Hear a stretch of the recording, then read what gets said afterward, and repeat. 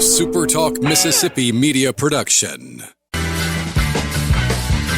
up, everybody? Welcome in on this Tuesday edition of the podcast. My name is Mike Bianco. Always glad that you are with me. Ole Miss remains undefeated after a midweek win. And the most important thing about midweek games is if you win them.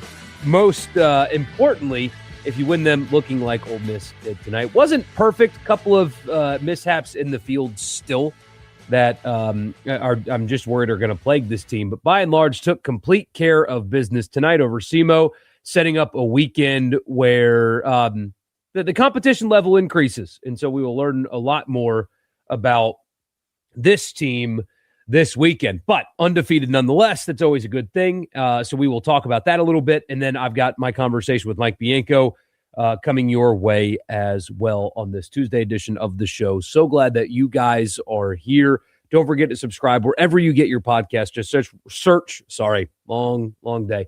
Search Rebel Report and subscribe and leave a rating and a review. Also right here on YouTube, of course, leave a comment, like all that good stuff.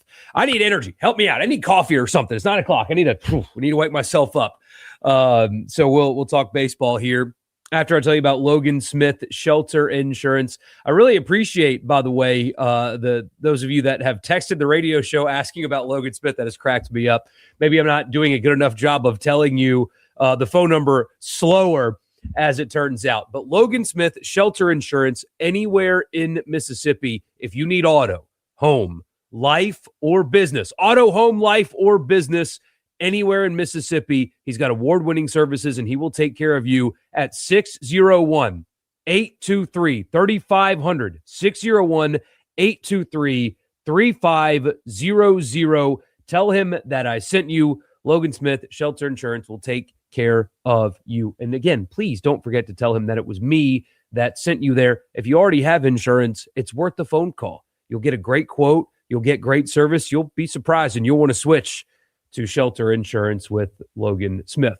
All right, Ole Miss wins 13-3 the final, thanks to a Furness home run, quote unquote, walked off in the seventh, which I think was ultimately a good thing for everybody involved, because the game was in, I think it was the fifth inning when the radio show ended. So 2 hours into the game, they were in the fifth inning, I think is when the radio show ended today. So it had taken a long time. And so it was good for everybody there that it ended up ending that way. Everybody for Ole Miss got a hit with the exception of the leadoff man and the 9-hole hitter. Pano even came in and had a hit, but Unimark had one. He was 1 for 3. You had 2 from Furness, 3 from Bracetta. Goodness gracious, Bracetta. It shows you where I am mentally right now. Bracetta and 2 from Reuter. Those guys are just absolutely killing it to start this season for Ole Miss right now. Golden had 1. Jones had 2. Randall had a hit as well. Walked in the game. 13 hits for Ole Miss to score the 13 runs. Hayes, not great early. Had trouble locating when he did. It looked like, again, we're doing the radio show trying to watch the game. It looked like he just wasn't fooling any of SEMO's hitters at all. And also just a poorly played, lazy fly ball past second base, misplay. They ruled it a hit. They shouldn't have. So that led directly to one of his runs, which isn't necessarily fair against him. But Owen Kelly was impressive, though. He doesn't obviously strike out a lot of guys, only 1 strikeout in 2 2/3, but no hits. I would like to see him start midweek games, and I would also like to see him get extended a little bit more as well, just to kind of see what he's got. I really like him. But all in all, look, they took care of business. That's what you do in midweek games. You take care of business like this. This is what good teams do. Ole Miss is a good team. And so on a night where, here, I'll pull up the D1 baseball scores. I know it got weird. Arkansas got beat by Arkansas State. Maybe that helps Ole Miss's resume. The Red Wolves certainly did not hurt that win for Ole Miss by getting that win tonight. But you guys know how it is sometimes in the midweek. Things like that happen, and Ole Miss completely avoided any kind of drama tonight And that, as always, is a good thing. So, yeah, Arkansas State beat Arkansas 12-4. That is absolutely wild. Arizona State, really good team, but Oklahoma got beat 15-3 tonight. Florida gave up 11 runs. Now, they won the game, but they gave up 11 runs to Florida International tonight. And Alabama's getting smoked by Southern Miss, although Southern Miss are a really freaking good baseball team that Ole Miss will have to see here in the near future. What day is that? March 10th is when Ole Miss has to go to Hattiesburg. Golden Eagles are legit, really, really good. So that's not surprising. And LSU's down to McNeese right now in the 6th in Baton Rouge. So midweeks get weird. Did not get weird for Ole Miss today. And that is a very, very good thing. Now, let me get to my conversation. This was yesterday with Mike Bianco. So I asked him about his pitching plans tonight. Forgive me for that. So that it's a quick question and answer though.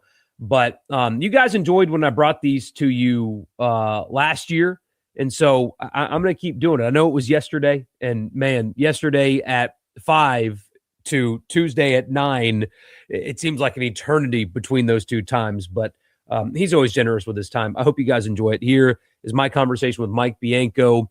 Brought to you in part by Priority One Bank, to make you their priority every day. It's in the name. Bank with me at Priority One Bank at one of their 16 locations in Mississippi. Local loan servicing and decision-making. It's in the name. Bank with me at Priority One Bank. Make the switch today, and you'll see why I did that very thing. All right, here it is. My conversation right now with Mike Bianco. Talked, the two sweeps. I asked him about pregame jitters or first game jitters. Asked him about Colin Reuter, Hunter Elliott struggles, and so on and so forth. So here's that conversation for you right now. Coach Mike Bianco joins us for the first time this year, but he will do it every week, just like many years in the past. Coach, I want to ask, taking you back to the start of the first game last week, you've been coaching obviously for a very long time. Do you still get first game jitters? I don't know if jitters is the right word. It's not too manly of a word, jitters. But I guess there's always a little excitement. A little bit of wonder. How guys are going to play and what guys are going to do. But like most years, and I think like most coaches, you're excited. You're excited to see your guys perform and if you've been around as long as I do, there's going to be some good and there's going to be some bad. It's never perfect. Yeah, you had a message to your team. They posted the video online after the third game and yet another sweep where you kind of were telling them to fall in love with the process more so than the results. What is your message to a team after you win your first 8 games, you're ranked in the poll again? What do you say to them to try to keep them centered?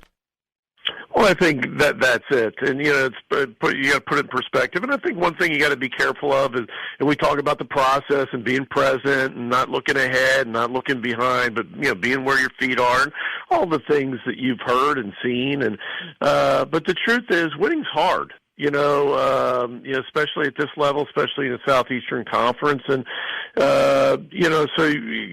To me, you don't want to take the joy out of it. I mean, you want to be proud and excited that you won the baseball game, but you also know that, like I probably said, that people aren't going to remember this in a few days. And at the end of the day, our job is to get better and be mature about that. And that was kind of the mantra of last year's team, was shower well, and what that meant was, regardless of, how we played, good or bad, we need to put that to bed, after we leave this locker room and show up tomorrow and be ready to play. And so, I think in baseball, it probably means more than maybe just about any other sport because of how much we play.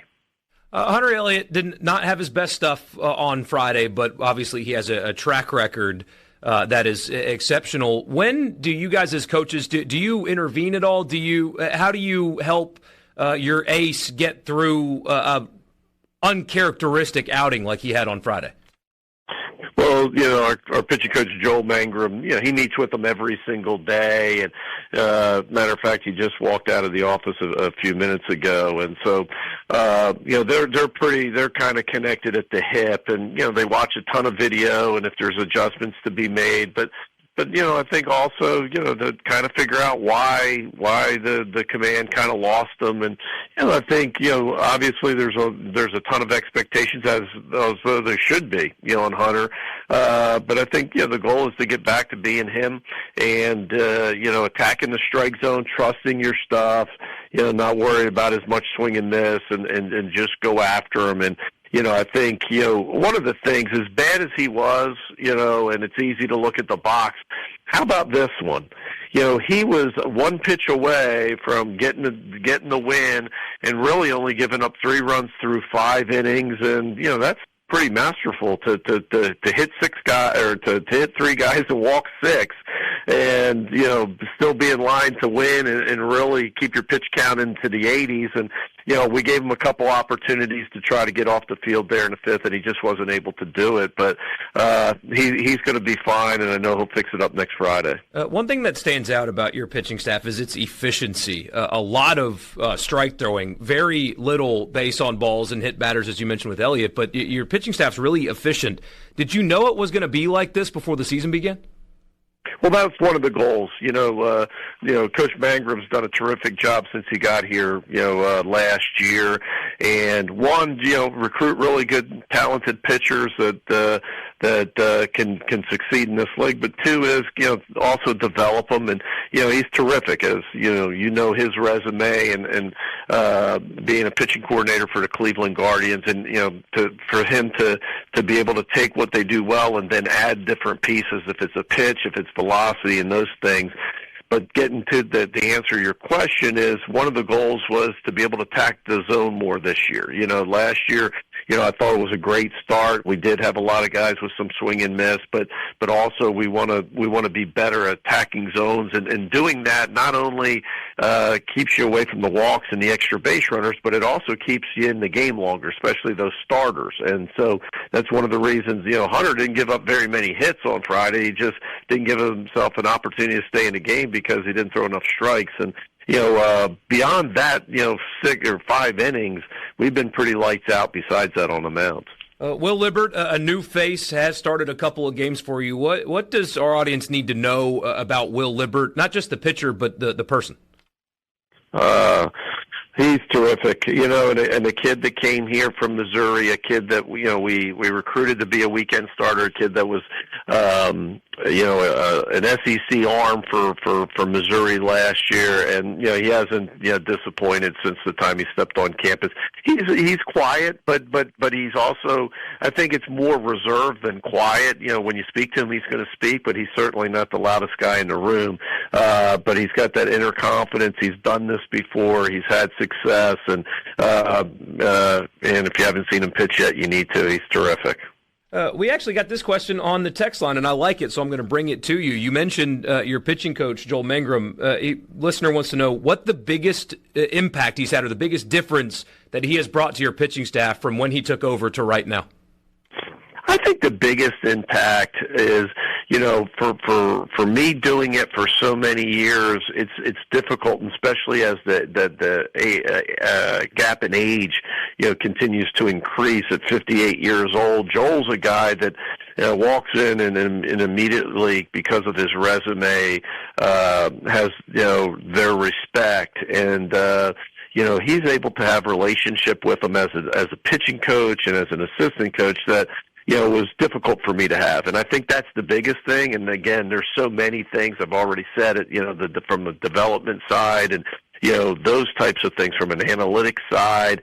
But I think the biggest thing, and I think the players would admit it, just their relationship with him. He spends so much time. And, we talk about, the age gap, when you're trying to have that relationship with him. But then also, the biggest thing is just the head coach piece, right? Just the title, sometimes that makes it difficult. But they trust Joel. They have a great relationship, and it's worked terrific. Colin Reuter off to a really hot start. I don't know if 500 hitting is sustainable for really anybody, but is this level of play sustainable for him? I think so. He's a kid that, we recruited out of BYU last year to just give us some depth behind the plate. Certainly we needed a right-handed presence in a lineup as a DH, and he did that as well against left-handed pitchers. He's always dominated, left-handed pitching. But he's worked really hard, to be able to be a little more efficient, a little more productive against the right-handed pitching. And he's done that. He against our staff that we think is really, really good. He was one of the leading hitters in the fall and really handled the bat well. So we think, he's not going to be just the platoon guy anymore. I think he's got an opportunity to really be a force in the middle of our lineup.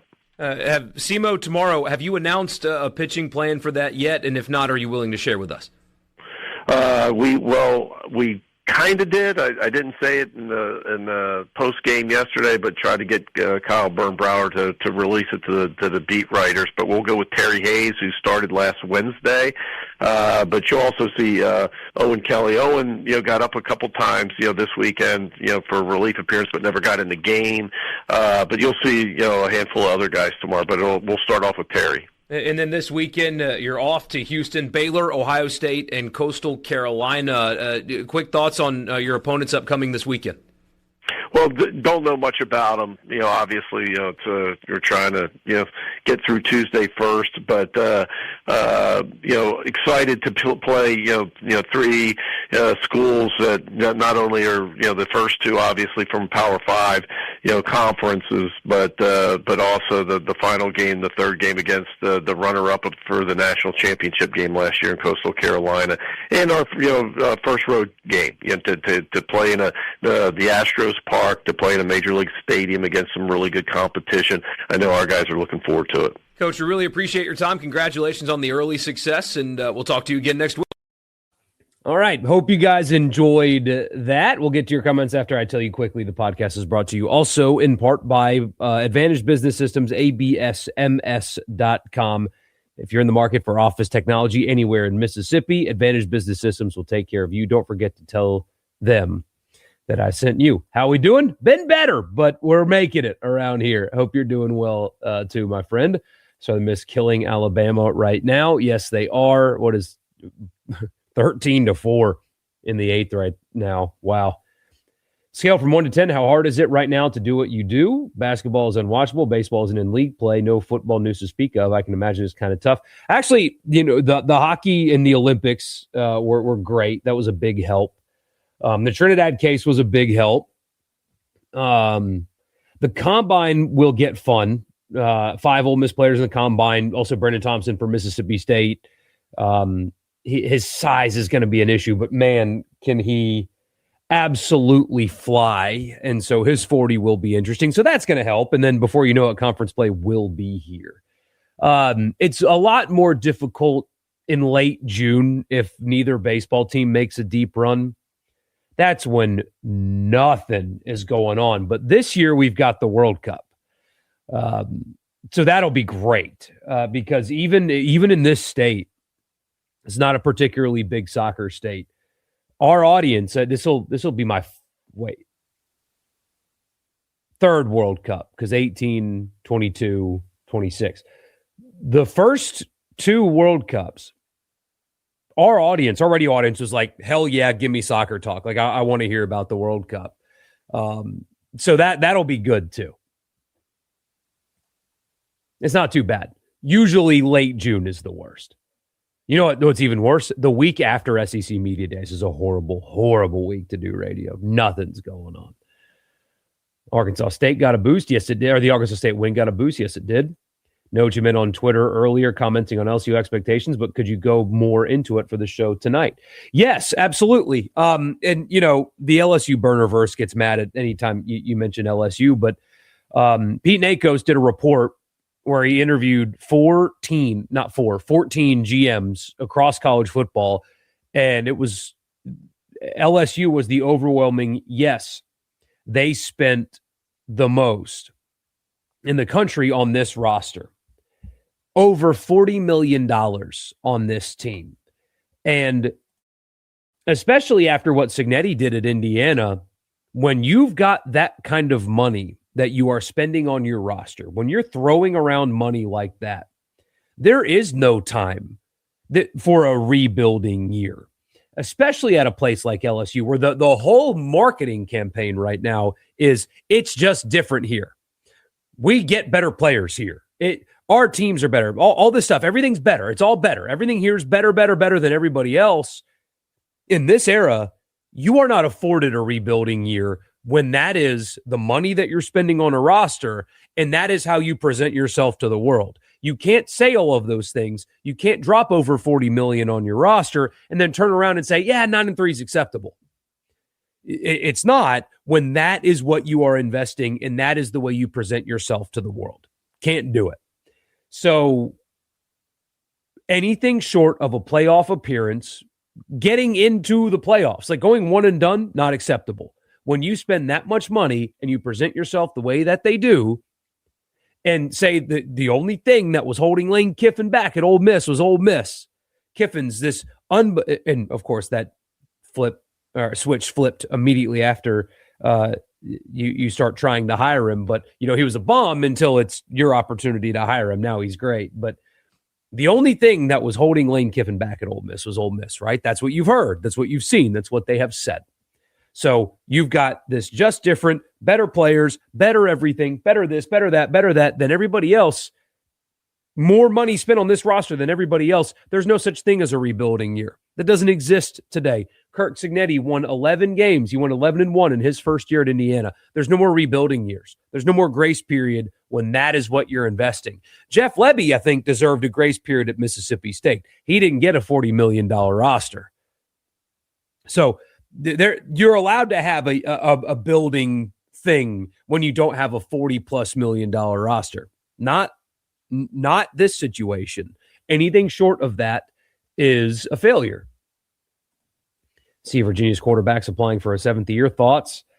It's not near. I mean, as Edward says, he's exactly right. Not near as compelling as Trinidad's case. The players that are just asking for 1 year just because. And where's he going to play too? Virginia already have. They've already moved on. So where would he go? I don't know. Thanks, Will. You say I make things entertaining during the slow times. He and Haydad do a good job. We appreciate you, man. We really do. Haven't listened to the radio show or Thunder and Lightning recently. Is Haydad feeling his oats on this Mississippi State baseball team? No, I mean, look, he was really excited about baseball, and frankly, as he should have been. To be honest with you guys, I am not. I know you want me to. Not you, Edward. But some people want me to just kind of point and laugh at State all the time. I don't think that's what I should do with the platform that I have. I went to Ole Miss. My role on the show is different than Haydad's role on the show. That's why it fits and that's why it works really well.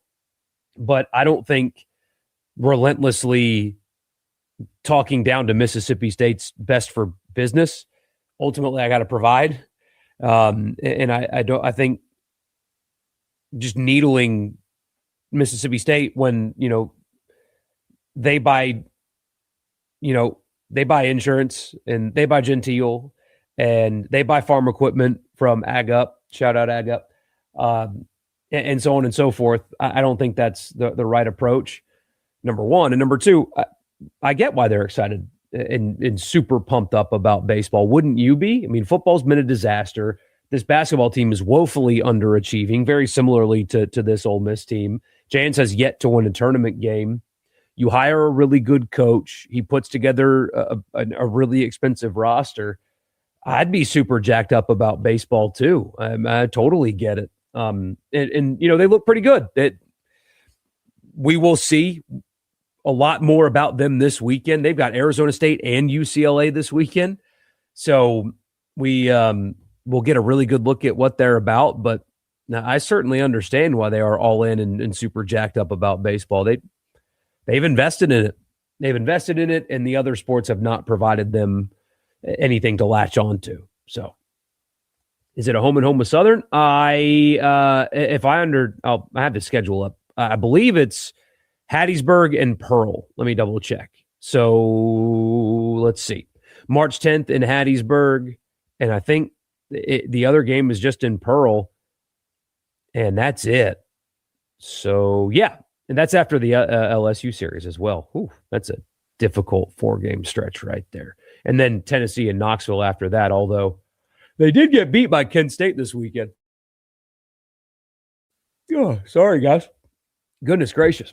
Yawning like crazy. But, yeah, so that's it's not a home and home. It's Hattiesburg and Pearl. Should be a good test this coming weekend for baseball. Shouldn't be facing Coastal's ace, right? I wouldn't think so. 3-0 could be on the table. Beating Ohio State and Baylor, all playing Coastal close is good too. Yeah, if they come back with 3, then we need to start changing the conversation about this team a little bit, I think. Coastal's good. Neither Baylor nor Ohio State would be competitive in the SEC, I don't think. But it's certainly an uptick in competition. If they come home with 3, then you're really excited. I agree here. I said it last time. I am not worried at all. I'm not bothered at all by Elliott having a rough game the other night. Just not bothered by it. He's got a sample size that is way too big to be concerned.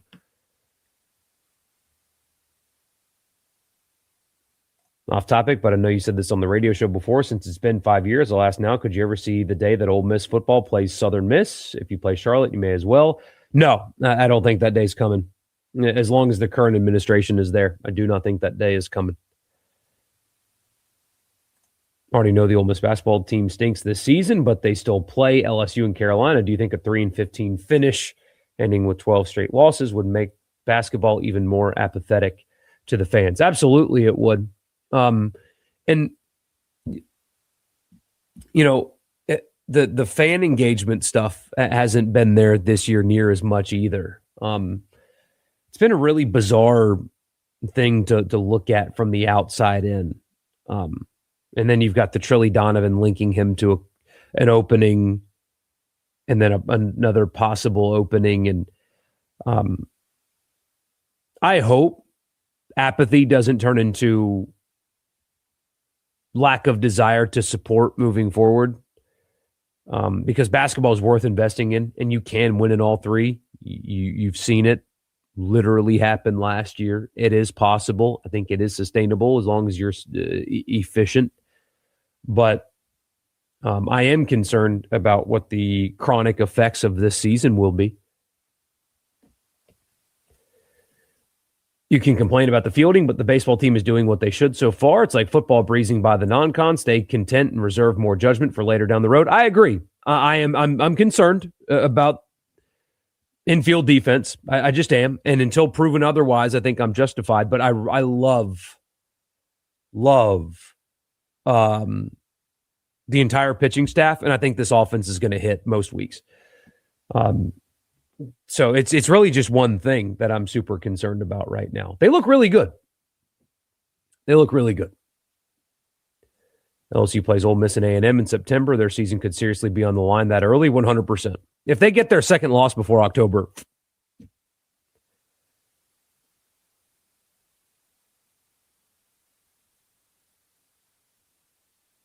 the worst media members are always the ones who are clear homers and go the complete opposite way to be anti-homers.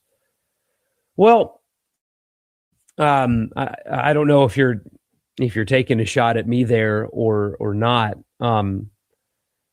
What I try to do, John, is I try to be fair. That's what I try to do. It's clear I went to Ole Miss. Everybody knows I went to Ole Miss. I don't wear like team gear on the show. I don't even really have any. I think that there are boundaries that you don't cross when you have a platform. And that's one that I'm not going to cross. Others can. Doesn't bother me, to each their own. But for me, I won't do that. While I'm working, I won't do that.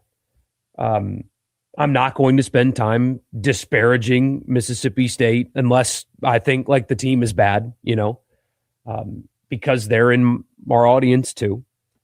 But yeah, I went to Ole Miss.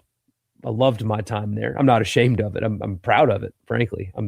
I've got everything I've got because of my 4 years at Ole Miss. So if you were being critical of me, I appreciate your criticism and I take it wholeheartedly. But I would like to think that I'm just fair, more so than trying to go the opposite way. I think my duty is to tell you guys what I think is the truth. So yeah. Saw something earlier about a proposed new football stadium in Jackson that JSU wants. Thoughts on that? $250 million and about 30,000 seats. Well, frankly, 30,000 is too small. They put good crowds there. I haven't read about it. I don't really want to speak out of ignorance, to be honest with you. I would like to know where that money's coming from. Because there are, I love Jackson. The best playground in the state is in Jackson. We go to Jackson all the time to play. The brewery's in Jackson. They've done a great job with that block in Bellhaven. Fondren's really doing well. We spend time in Jackson. I love it. It's got bigger problems than the need for a football stadium.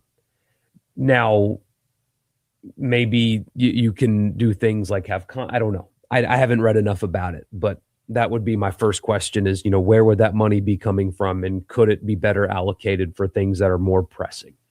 But do I ever cover Ole Miss hockey? I don't. But frankly, Jody, if you are asking because you are involved in it in any way, if you can get me connected with, coach or veteran player, I would love to, especially now that we're, entering the downtime without football. And I do want to bring more episodes to you. My ultimate goal is to be able to find the time to do daily podcasts as well as the daily radio show. That's just a lot. Right now, I'm just trying to find a way to be able to do that. So, anyway, long story short, if you're connected to Ole Miss hockey in any way, I would love to talk to somebody about it. Just, hey, tell me about it. What's it like being a club hockey team? Do you ever see the SEC turning that into a varsity sport? Like those kind of questions, kind of learn about these guys. So I would love to do that if you're connected. If Beard wants to go, so be it. They're invested in basketball and gave him a lifeline. That's my stance on it too. I think we talked about that last time, but in case we didn't, I know I talked about it on the radio show. You don't force a coach out the door. But considering what they currently are, if other jobs come open, I think your stance should be your contract. You have your contract right now. It's a lucrative contract. We will refill the coffers in NIL. I'm not changing anything. I'm not altering anything. You got everything that you asked for, and the season was a failure. Love what you did in 25. Absolutely love it. Think that you can turn this thing around and build a sustainable winner. But I'm not altering the contract in any way. And if, as a result, that means you go to Arizona State, so be it. Because Ole Miss is invested a lot more into basketball than what they're getting out of it at the present. I believe in Chris Beard. I think that if given time, he will figure it out. But I'm not going to engage in hardball negotiating tactics after a season that you just had. I think I am done here. If I'm Keith Carter, I'm done right here after this season. There's no leverage, in my opinion, for Chris Beard to have right now. None. You've got a great contract. That's what it is.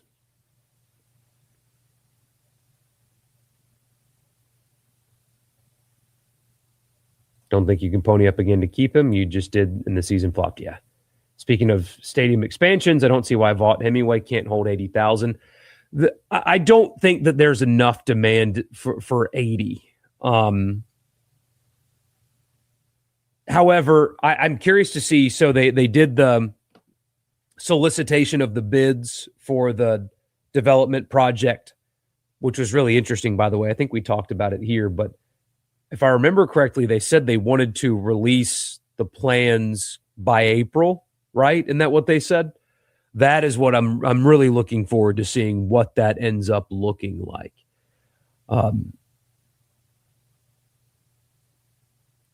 Because the way it was worded and phrased was really encouraging. It made a whole lot of sense. So you might get some insight into that come April. The coaching introduced me. Jody, send me a DM or an email, borky@supertalk.fm, or a DM on... Actually, please send me an email, not a DM on Twitter. DMs are getting weird now. Sometimes they're blocked. Sometimes they're not. I don't know. If you don't mind, please send me an email, borky@supertalk.fm. I would love to connect with Ole Miss hockey and talk to them. That'd be great. So thank you. Thank you. Still patient with Beard, but you can't do more after the season. Another one, extending Beard is equivalent to Alabama extending DeBoer. There's enough demand for 70,000 maybe, but it really doesn't matter. I think ideally with this new plan, you get to 70. You get your first. There's enough demand for 70. You saw that this season. Decent winning football at Ole Miss, there's enough demand for 70 with how things have grown and Oxford's grown and the university has grown.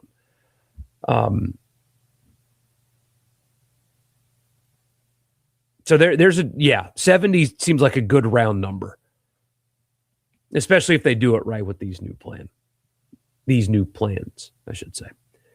Here's a fun question. Will Mike Bianco outlast both Beard and Golding? Oh, wow. Will he outlast Beard and Golding? No. Gosh. If you made me bet right now. Ooh, that's a good question. I might bring that to the radio show tomorrow. That's a good question. Because it's not Beard. It's not Beard. It's between Golding and Bianco. Bianco's still young, but once you get to the 30-year mark, let's not hide away from the fact that, what happens if they underachieve this year, So there's the other side. They look really good right now, but what happens if, for whatever reason, it doesn't end well? I don't know. That's a good question. 70K is appropriate and plenty. Yeah, I think it's a good round number. And especially if those plans, because they're, they talked about redoing the sides and you can trap in noise a little bit. 70's plenty. It's plenty. Yeah, good stuff. All right, I really appreciate you guys. We'll be back live on Thursday night. I might be late. I don't think I will be. I might be late, though. The Megalodons have a soccer game at 7. And so it's just, it might take us time to get home, but should be going live right at 9 o'clock. Hopefully that'll all work itself out. So enjoy your week. I've got an extra interview coming your way scheduled for Thursday. They ghosted me last week. But the new NIL platform that Ole Miss is using, the founder of that is scheduled to meet with me this week. So I'll bring that to you guys extra as well. So be on the lookout for that. I really appreciate you guys. I will talk to you, though, live on Thursday. See you then. A SuperTalk Mississippi media production.